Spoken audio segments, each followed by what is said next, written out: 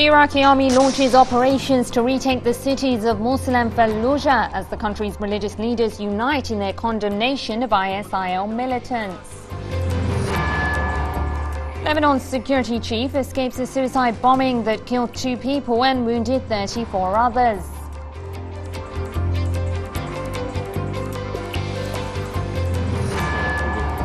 Iran's foreign minister says that major differences persist between Tehran and the P5+1 following the latest round of nuclear negotiations.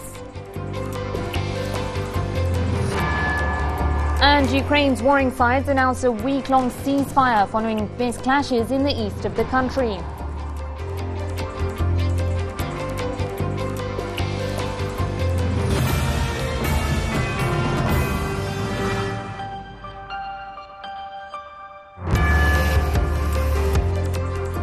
Hello there, you're watching Ali Tijah World News and I'm Fatima Bassem. The Iraqi army has reportedly launched a massive ground offensive against militants belonging to the Islamic State in Iraq and the Levant in a bid to retake the cities of Mosul and Fallujah. This comes as the country's religious leaders have united in their condemnation of the ISIL.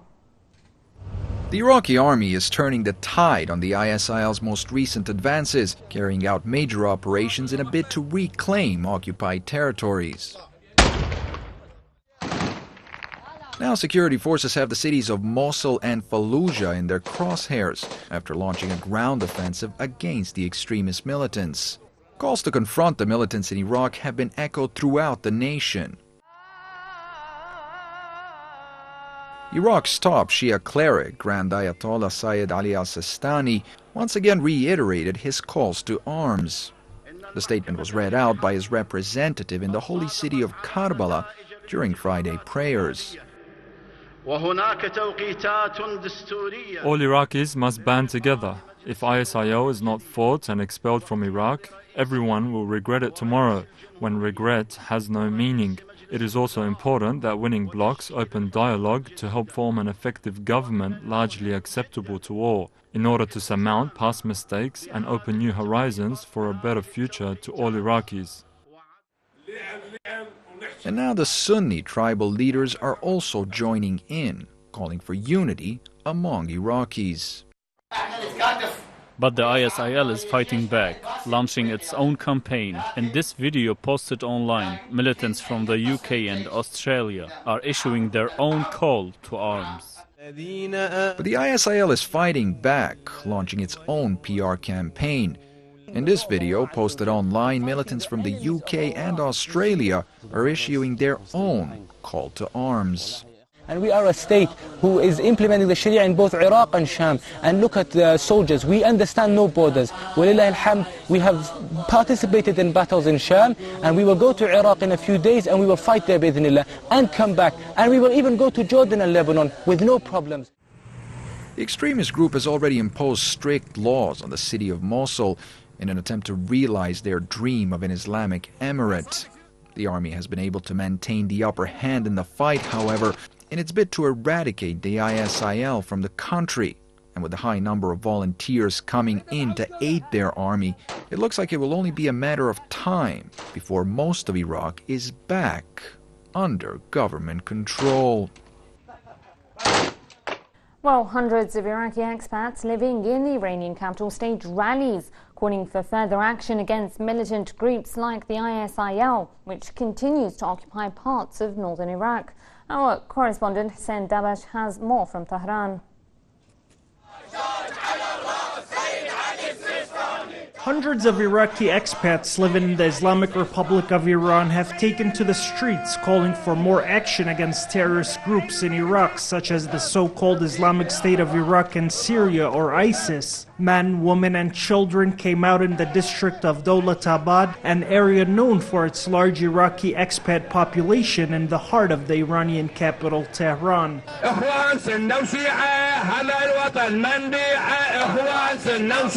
Demonstrators held placards with pictures of the leader of the Islamic Revolution, Ayatollah Sayyid Ali Khamenei, and the most senior cleric in Iraq, Ayatollah Sayyid Ali Sistani. Demonstrators shouted support for the fatwa or religious edict by Sayyid Ali Sistani, which called on Iraqis that could to take up arms against terrorists that have occupied parts of Iraq. These demonstrators here have expressed their willingness to heed that call and head to Iraq soon. We are here to show support to the Iraqi army, our men of religion, and the Iraqi people. The Iraqi people have been the targets of attacks on a daily basis since the invasion of the US in 2003. These groups have been killing Iraqis on a genocide scale. I'm here to say that I have signed up to go to Iraq legally and fight terrorist elements. ISIS has occupied our country. I'm happy to see people here showing their support to the Iraqi government and the people. We are also here condemning the atrocities that terrorist groups have caused in Iraq all these years. Hundreds of thousands of people have been killed because of such terrorist groups supported by regional Arab countries. Several Iraqi diplomats were present among the protesters, including the Iraqi ambassador to Tehran. We are all here showing solidarity with the Iraqi government against terrorism and the religious senior clerics of Iraq who have called on us to stand up and fight terrorist organizations in Iraq. This is our responsibility to fight terrorists in Iraq. Their calls will not go unanswered. As you can see for yourself here, these men are willing to head to Iraq for the ultimate fight against terrorists. This demonstration of peace and solidarity is the latest one in a string of such gatherings that have taken place across several provinces with large Iraqi expat communities in the Islamic Republic of Iran. This scene shows that people of the region want to fight terrorism in Iraq. Iraqis living in Iran are standing here to reaffirm their stance against terrorism and to show their support for the Iraqi government, for they believe that fighting terrorism in Iraq and the region is their responsibility. Reporting for Bulletin TV, Hussein Dabash, Tehran. Meanwhile, Iranian Deputy Foreign Minister Hossein Amir Abdullahian said that US President Barack Obama lacks serious will to combat terrorism after a request from the Iraqi government for US airstrikes went unanswered. The comments followed a statement from Obama concerning the Iraq crisis, in which he pledged to send military advisors to Baghdad but stopped short of further action at this stage. For his part, the Russian president has reiterated his country's support for the Iraqi government's efforts in the fight against terrorism. According to a statement issued by the Kremlin, Putin told Iraqi Prime Minister Nouri al-Maliki during a telephone conversation that the extremists fighting in Syria have crossed the border and are threatening the security of the whole region. For his part, the Prime Minister Maliki briefed the Russian leader on the developments regarding the military and political situation in Iraq, in addition to the steps the authorities have taken to combat militant groups. The first shipment of Kurdish crude oil is set to arrive in the Israeli entity on Saturday after a ship carrying fuel left the Ceyhan port in Turkey. Baghdad said that the sale from the semi-autonomous Kurdistan region without the consent of the central government is illegal. That sentiment was echoed by a host of countries and international organizations.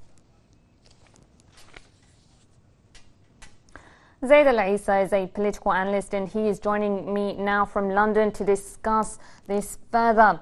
Mr. Isa, what do you make of these reports that the army has launched a counter-offensive to retake Mosul and Fallujah? Is this the turning point in the conflict? Well, I do believe that the Iraqi security forces have so far managed to hold at bay the advance of the terrorist ISIS or Al-Qaeda in Iraq. They have now turned the tide against them, and I do believe that they are taking the fight to the Al-Qaeda in Iraq. So they have blunted the momentum that they have developed, and I hope that this is a turning point where the Iraqi forces will take the fight to them and go after them to liberate the areas that have been occupied by those terrorist organizations, which has depended in its power, influence and prowess on on the wholehearted support and ringing endorsement and the arming and logistical support, financing, and also paying salaries to the Wahhabi Salafi insurgents who converged on Syria, forming the Nusra Front, which is simply and merely an extension of Al-Qaeda in Iraq. And that has been acknowledged by the New York Times, which has stated that all the arming, financing which came directly from Saudi Arabia and Qatar have actually bolstered, reinforced, and have revived Al-Qaeda in Iraq. And that was also confirmed by the criminal Abu Bakr al-Baghdadi, who said all those resources which went to al-Nusra have been shared between the two terrorist organizations. And on top of that, we've also heard from the Washington Post saying that before and in preparation for the strikes which the Americans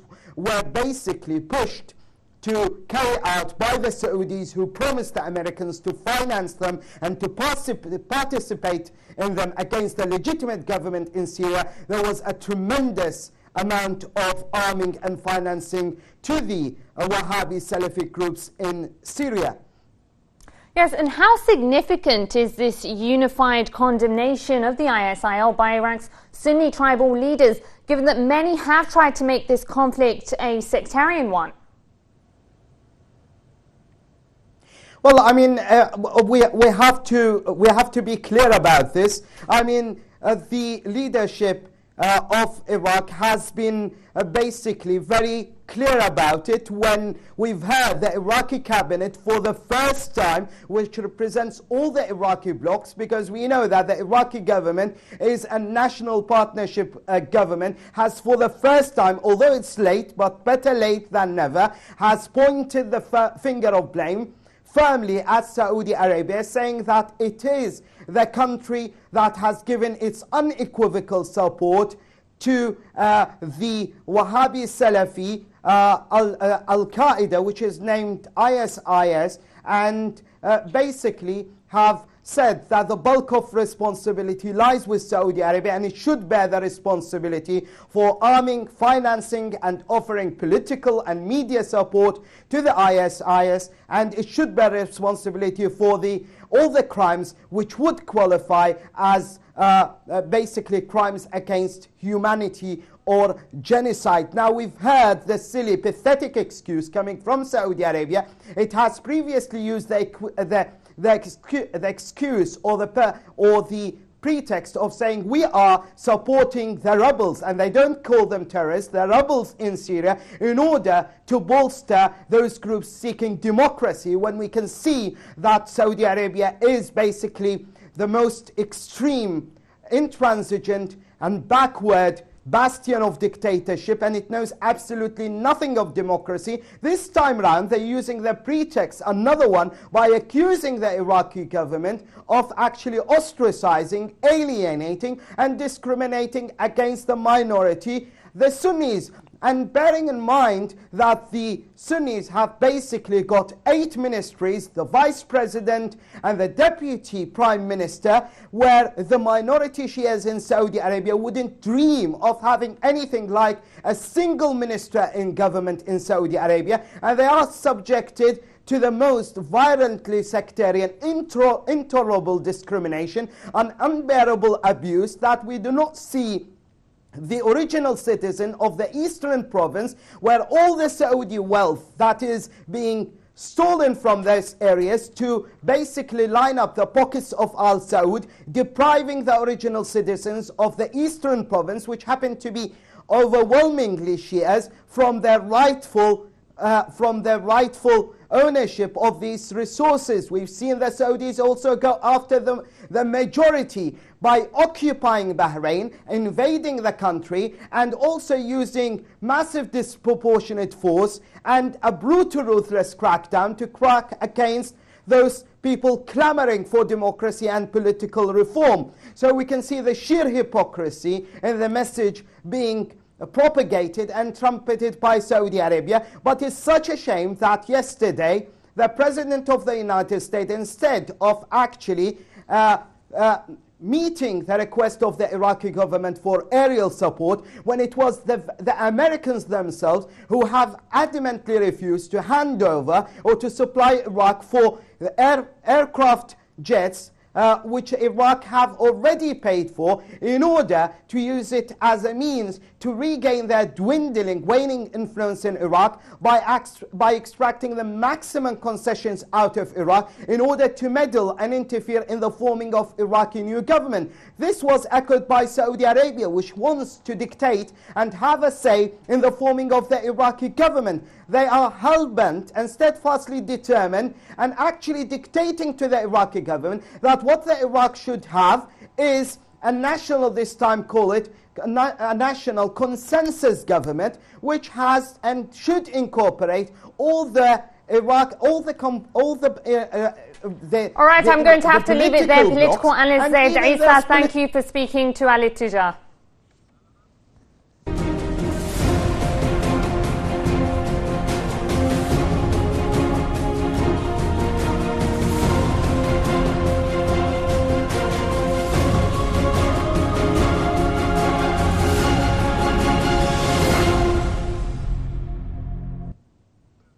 Well, UN aid agencies have announced an expansion of their operations in Iraq as nearly 1 million people flee the ongoing violence.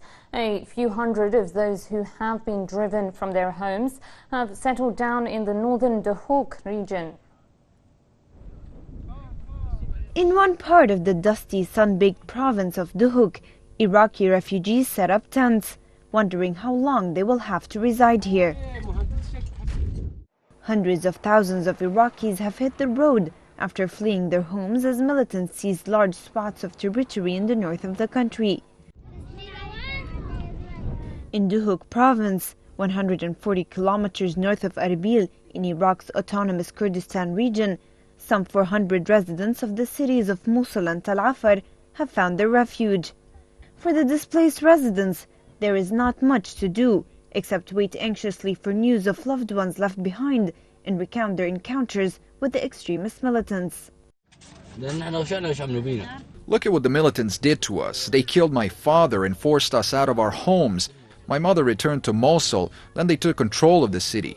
I don't know if she's still alive or not. We have nothing left. The militants told us, you have to pray like this. Your women have to cover their faces. And you must not listen to your clerics. We will get people and you pray after them. And whoever doesn't obey will be killed. The United Nations warned of the deteriorating humanitarian situation, with entire families now living in the open in urgent need of food and water. Displacement in Iraq, the million figure refers to the displacement in the Anbar region up to the first half of this year, plus these hundreds of thousands of people who are now displaced from the latest, with this latest exodus from Mosul and other areas. I think we're still talking about broad figures here because we don't have granularity on how many have gone up into the Kurdistan region and how many have gone elsewhere. In the face of the worsening crisis, the UN announced that it is expanding its aid operations in the region while calling for additional financial support.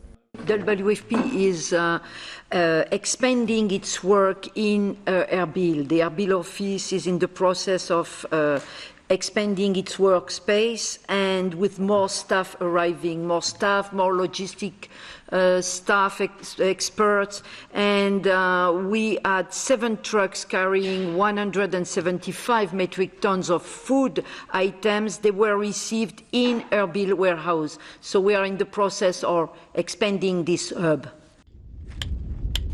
UN officials are also concerned that the worsening security situation in the country could further complicate aid deliveries, especially in areas under the control of ISIL militants. For now, afraid and vulnerable, the people in Duhok who have become refugees in their own country are pondering their fate, wondering if and when they are able to return home. According to the UN Refugee Agency, the number of people driven from their homes as a result of conflicts and political instability has topped 50 million for the first time since World War II. The report also highlights the fact that Syrians make up the large bulk of that number. It may not be World War III, but the conflicts and crises worldwide have displaced enough people from their homes to bring back nightmares of the 1940s. According to the UN Refugee Agency, the number of refugees worldwide has hit the 50 million mark. The numbers we are announcing today do not represent good news. On the contrary, they represent a quantum leap in forced displacement around the world. For the first time since the Second World War, we had, in the end of 2013, more than 50 million people displaced by conflict or by persecution, either crossing borders or within the borders of their own country.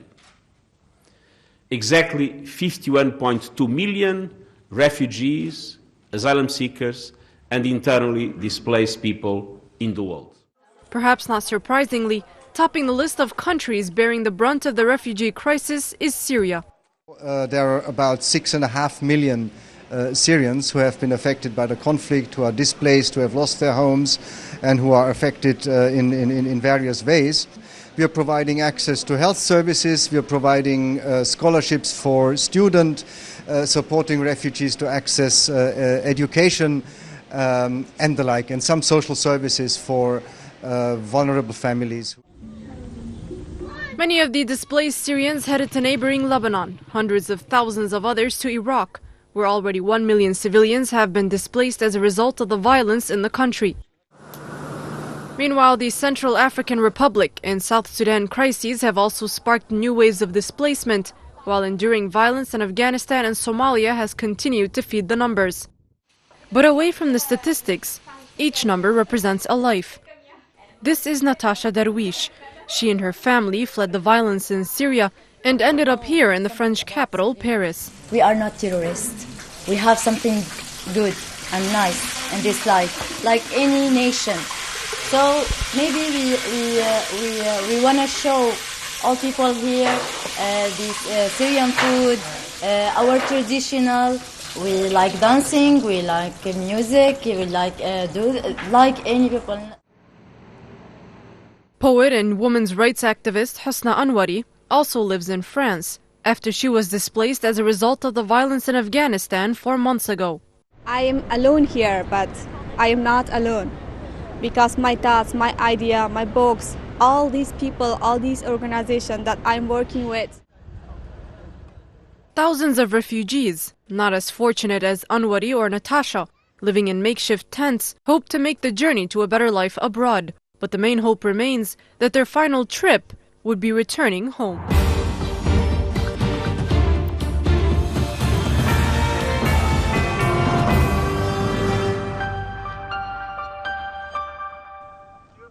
Lebanon's security chief has narrowly escaped a suicide bombing that killed 1 person and wounded 32 others in the eastern Bekaa Valley.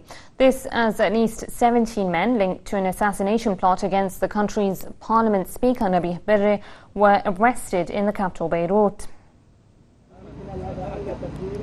1 person was killed and 32 others were wounded in a suicide attack on a Lebanese police checkpoint on the Beirut-Damascus highway on Friday morning. We were passing on the road and we just saw an explosion. People jumped up, others died. Black smoke. This is what happened. The blast in the eastern Bekaa Valley targeted an internal security forces checkpoint in Dahr al-Baydar. However, the head of the Directorate of the General Security, Major General Abbas Ibrahim, who was at the site just minutes before the attack took place, said he was the target of the blast. The security chief narrowly escaped the suicide bombing as his convoy passed the checkpoint. According to reports, the bomb detonated as police officers were searching a pickup truck. Local eyewitnesses said it appeared that the vehicle had made its way from Beirut toward the Bekaa Valley when it was stopped by police.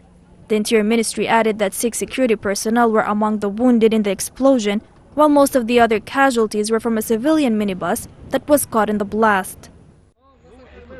The attack came an hour after the ISF Information Branch raided a hotel in the Lebanese capital and arrested at least 17 men linked to a plot to kill Parliament Speaker Nabi Berre. The suspects were taking refuge in the Napoleon Hotel on Hamra Street. According to security sources, the men were from different nationalities, including Lebanese, Palestinian, and Pakistani. A senior security source also stated that the ISF was working on thwarting an even bigger plot without disclosing any further details. Heightened security measures were directly imposed, with security forces closing all roads leading to Beirut. According to a high-ranking ministerial source, the security measures recently taken in Beirut's southern suburbs and along the border, as well as Friday's reported threat against Birri, are all linked to the deadly unrest in Iraq. Let's speak to political analyst Kamel Wazni. He joins us now from our Beirut studios. Dr. Wazni, today 2 important figures in Lebanon were targeted, both from the Shia sect. Is this an attempt to incite sectarian tensions?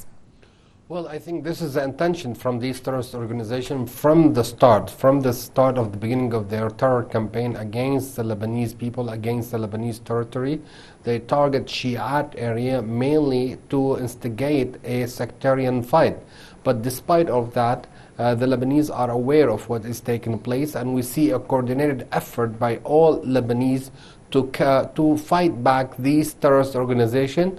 And we've seen that there's some cautious been taken, especially today when they cancel a major event for Amal movement, and the head of Amal movement, the head of the parliament, Mr. Nabih Berri, where he's supposed to be the major speaker at an event which will be attended by at least 1,500 people, were supposed to be a major suicide attack against that place. But the security apparatus were able to actually give the advice, and the event cancelled, and we saw what happened later on during the day when actually another major figure was attacked. Some are suggesting that this group in Beirut was under surveillance for quite some time and that the suicide bombing prompted the security services to act. Do you think that there are many other cells out there across Lebanon?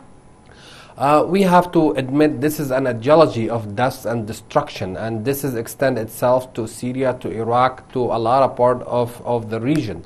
And so far we sense that there is a threat not from these cells only, because there's other cells which is hidden or in the process of being manufactured. And so far I think that the best things to defend yourself is to the unity of the country and to the whole operation of the internal security to work together and to make sure that the unity of what they try and actually to divide, especially the sectarian element, to be united. And this is by itself will counter these terrorist organizations from achieving its goal, because they wanted to make a major splash, major operation against major Shiite figure, so they will unleash a major sectarian fight as it is happening in other part of the world.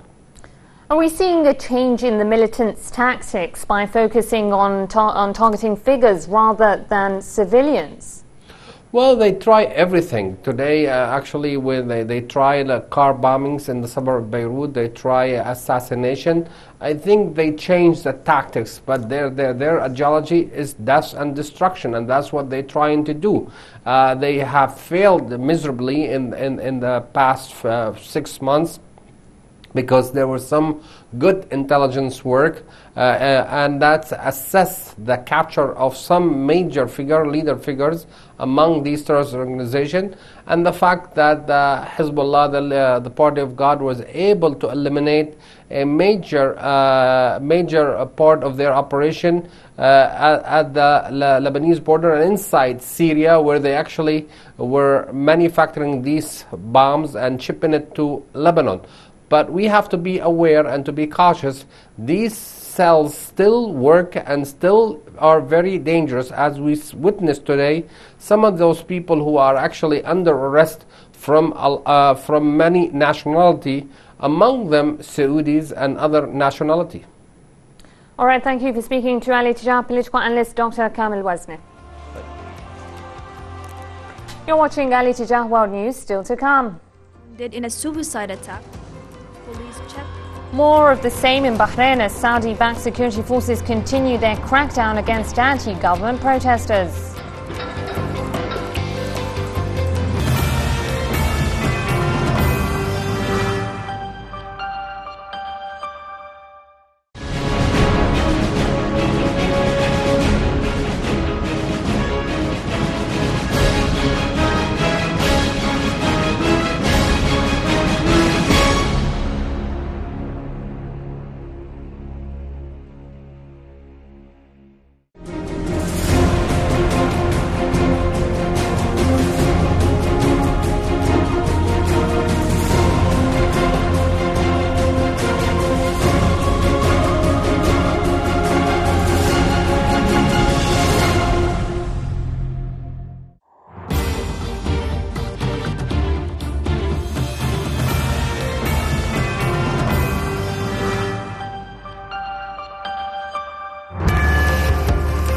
Welcome back to Ali Tijah World News. Here's a reminder of our top stories. The Iraqi army launches operations to retake the cities of Mosul and Fallujah as the country's religious leaders unite in their condemnation of ISIL militants. Lebanon's security chief escapes a suicide bombing that killed 2 people and wounded 34 others.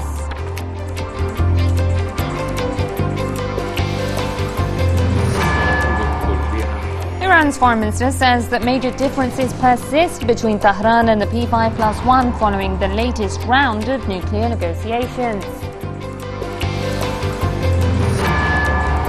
And Ukraine's warring sides announce a week-long ceasefire following fierce clashes in the east of the country.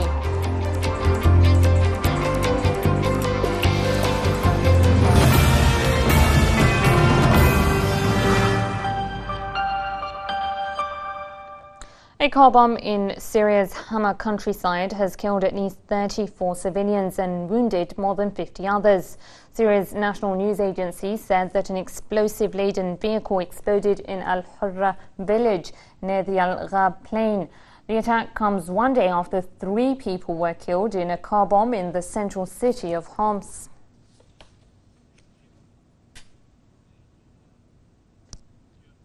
Meanwhile, the UN Secretary-General Ban Ki-moon called on the Security Council to impose an arms embargo on Syria and urged neighbouring countries to stop the flow of weapons across their borders. Arms embargo. If divisions in the Council continues to prevent such a step, I urge countries to do so individually, whatever they can, to impose this arms embargo.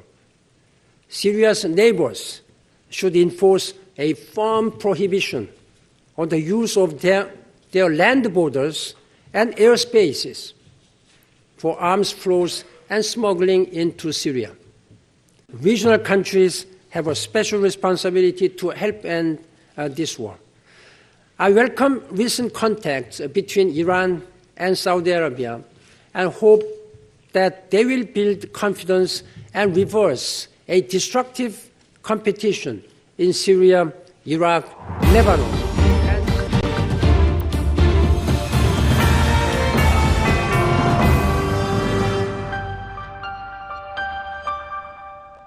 The latest round of nuclear negotiations between Iran and the P5+1 group have ended in Vienna.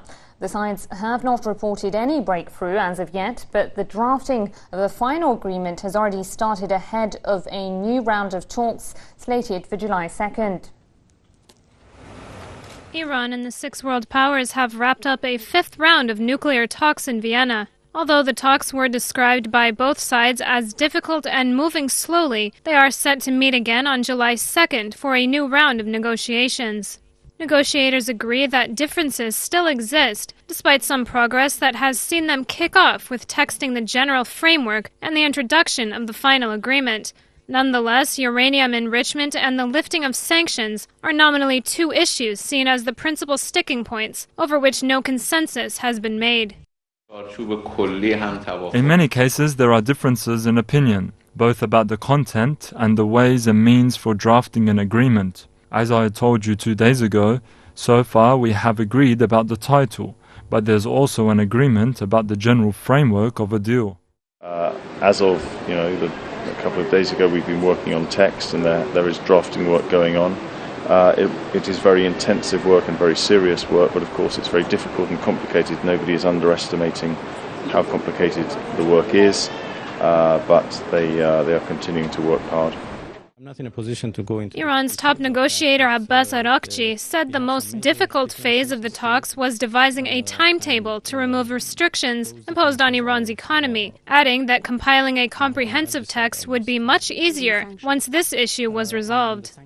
A final agreement, however, is not possible before settling the issue of Iran's heavy water reactors. The West is demanding that the Islamic Republic reduce the number of operating centrifuges, a suggestion which Tehran says will not change the fact that its nuclear activities are exclusively intended for peaceful purposes. Imad Abshana is a Tehran-based political analyst, and he says that Iran is negotiating with 6 different states which have very different points of view. The main problem right now is that the P5+1, they have differences with themselves. They are not united on one issue, and Iran, instead of negotiating with one party, is negotiating with 5 parties with 5 different ideas, and of course you have Germany with them. So 6 different ideas are in front, and some of them, when they don't agree with themselves, they start asking Iran to back up from some of its legal rights according to the international law, and they know that Iran will not back up just to make the talks extend, so that they can be able to reach a deal among themselves. Right now, the problem is inside the P5+1, and they have to reach a conclusion between themselves that what they really want, and if they really want to reach a deal with Iran. Of course, as Mr. Zarif said, they started drafting some issues about the agreement, but there are still big differences between Iran and P5+1 about what should come first and what should come next. I don't think we should be so optimistic. Maybe we should wait, and there will be an expansion for other meetings. If the P5+1 wants to continue this way, maybe it would take more than 5 or 10 other sessions to reach a deal, and it will not end up in one session. They may just reach a deal to extend the other 6 months.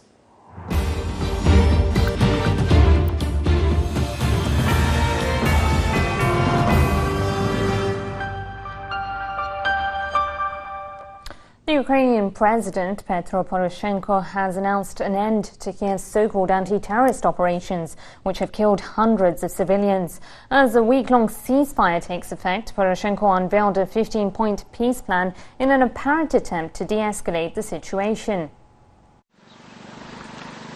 The guns have finally fallen silent in eastern Ukraine. A week-long ceasefire has taken hold after the Ukrainian president called for an end to so-called anti-terrorist operations against pro-Russian activists in the east. The lull in fighting is part of Petro Poroshenko's 15-point peace plan, which calls on separatists to disarm, while promising to decentralize power through constitutional reform. But there are already points of contention. The plan calls on local government bodies to resume their operations, a demand rejected by separatist leaders who have proclaimed their independence from Kiev, and occupied administration buildings in about a dozen eastern cities and towns. It also suggests the formation of a 10-kilometer buffer zone on the Russian-Ukrainian border, which would be jointly patrolled. The more important question, perhaps, is whether the plan will garner the necessary international support. Russia's President Vladimir Putin spoke to his Ukrainian counterpart twice in 72 hours, calling for an immediate end to the military operation against pro-Russian activists in the eastern regions of Luhansk and Donetsk. Whether Poroshenko heeds these calls remains unclear, as the last round of clashes in the east killed hundreds on both sides. Putin is not taking any chances either. Russian forces stepped up their presence along the Ukrainian border. A Kremlin spokesman said the buildup was aimed at reinforcing the border and was ordered weeks ago, as NATO termed the deployment a very regrettable step backwards. Meanwhile, according to a Kremlin source, Russian President Vladimir Putin and his U.S. counterpart Barack Obama are set to discuss the situation in Ukraine in the coming days. For the time being, it remains to be seen if a ceasefire can take hold on the streets of eastern Ukraine, or if a truce can last for a whole week. perhaps just long enough to give all players in this conflict time to either regroup or rethink their positions.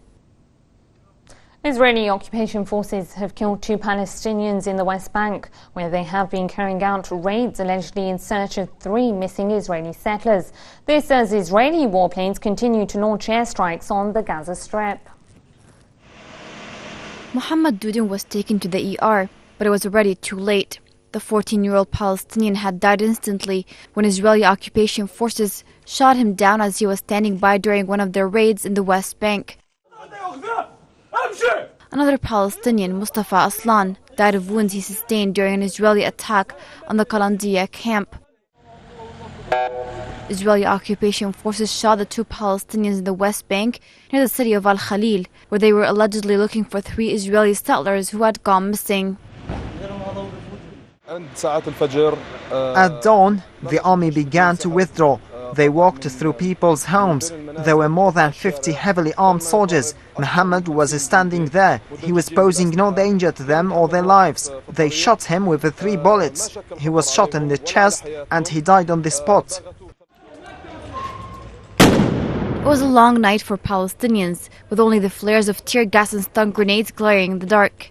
Zionist troops carried out raids in the city of Bethlehem and Al-Khalil as part of the so-called operation to locate the 3 missing settlers. The soldiers came and stormed the organization. The soldier told me to open all the doors. They took all our files. I said, "Why are you taking this? This organization is affiliated with the Palestinian Authority and not Hamas."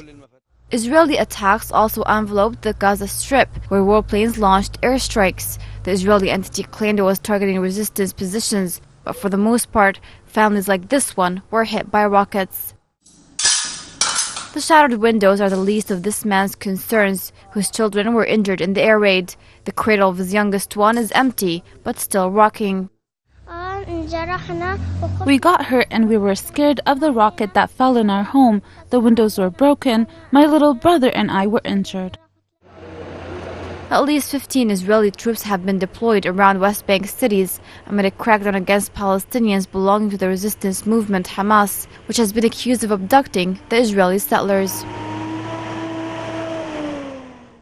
Now off to Bahrain, where Saudi-backed security forces have once again attacked peaceful anti-regime protesters in the tiny Persian Gulf Kingdom, as the ruling Al Khalifa monarchy continues its systematic, brutal crackdown against the opposition. Tear gas has been inhaled too many times, but this hasn't prevented these young Bahrainis from taking to the streets and calling for their basic rights. The smell of tear gas for these peaceful anti-government protesters has become more than a familiar scent. Bahraini regime forces fired tear gas at this protest rally in the village of Daya, west of the capital Manama. The demonstrators were reportedly marching to a hospital to obtain the body of slain anti-regime protester Abdel Azzaz al-Aba. Aba, 27, died after 55 days in a coma due to injuries he sustained during a crackdown on a rally held in late February in Sa'ir, a residential area west of Manama. Meanwhile, many other protest rallies were also held in different parts of the country against the ongoing crackdown on anti-regime activists. Demonstrators chanted slogans against the ruling Al Khalifa royal family and demanded the immediate release of political detainees, hoping their calls will find their echoes in the capital Manama. Small-scale protest rallies have continued on a daily basis in several towns and villages. However, they are brought to an abrupt halt by regime forces before they make it out of their villages. For now, Bahrainis appear determined to continue what they started almost 3 years ago, despite worldwide silence as well as an almost complete media blackout. At least 2 people were killed and 4 others injured during clashes between Egyptian security forces and members of the Muslim Brotherhood in the capital Cairo. Fighting broke out after dozens of Islamists loyal to the Muslim Brotherhood marched in the area of Al-Marj following Friday prayers denouncing the so-called military coup in the country. Protesters also demanded the return of ousted President Mohamed Morsi to power. Over 10,000 people have rallied in the Austrian capital Vienna in protest against a visit by Turkish Prime Minister Recep Tayyip Erdogan to the country. Demonstrators carried banners and shouted anti-fascist slogans condemning what they called Erdogan's brazen support for terrorists in Syria. The demonstrations came as the Turkish PM addressed a crowd of Turkish expats in a nearby sports arena. Thousands of anti-World Cup protesters have clashed with security forces in Brazil's city of Sao Paulo as financial assets were vandalized and looted. Supporters of the Free Fare movement later marched on the center of the city demanding more money be spent on transportation and education. The protest, however, turned violent when protesters attacked nearby banks, triggering police to use tear gas and stun grenades. Nearly daily rallies have been staged across Brazil despite strict measures taken by authorities.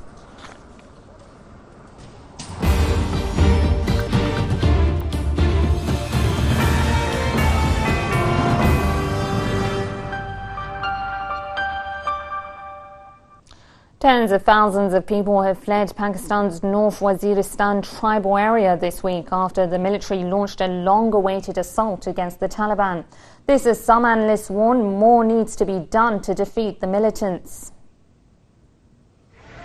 Displaced families finding shelter in Banu. The Pakistani town is the destination for many fleeing a fresh army offensive against Taliban insurgents in northern Waziristan, near the border with Afghanistan. Officials in the tribal areas say that more than 150,000 people have arrived in Banu in recent days. Both the militants and the government told us we should leave our homes. In this war, everyone wants to be safe, so we came here for the safety of my children.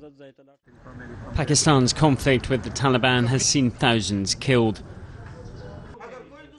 Islamabad began peace talks in February to bring an end to the 7-year insurgency. Those negotiations, though, were quickly abandoned after militants attacked Karachi airport on the 9th of June, a siege that killed nearly 40 people. Pakistan has launched 7 previous major offensives in the tribal areas. And some feel more needs to be done in other parts of the country for progress to be made. It would not be right to say that the threat of terrorism would be eliminated from Pakistan. It has many other dimensions. The radicalism within the society itself, the sources of funding of the militants, their sleeper cells which are present throughout different cities, they need to be eradicated, and the government has to take many steps to tackle this menace. The latest offensive has been expected, and there are fears that many insurgents may have slipped away. The army is set to send in ground troops soon, and at least one local warlord has promised retaliation. Pakistani security officials say the latest battle against the Taliban will be a long one, with one commander pledging complete war. Here's a recap of our top stories. The Iraqi army launches operations to retake the cities of Mosul and Fallujah as the country's religious leaders unite in their condemnation of ISIL militants. Lebanon's security chief escapes a suicide bombing that killed 2 people and wounded 34 others.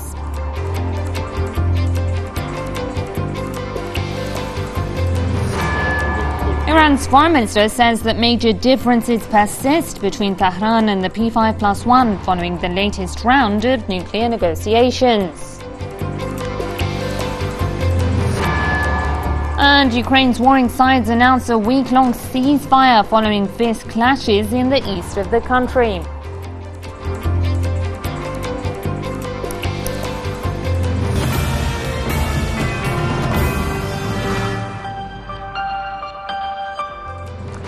Well, that's all from me and the Al Ittijah News team. Thank you for watching and good night.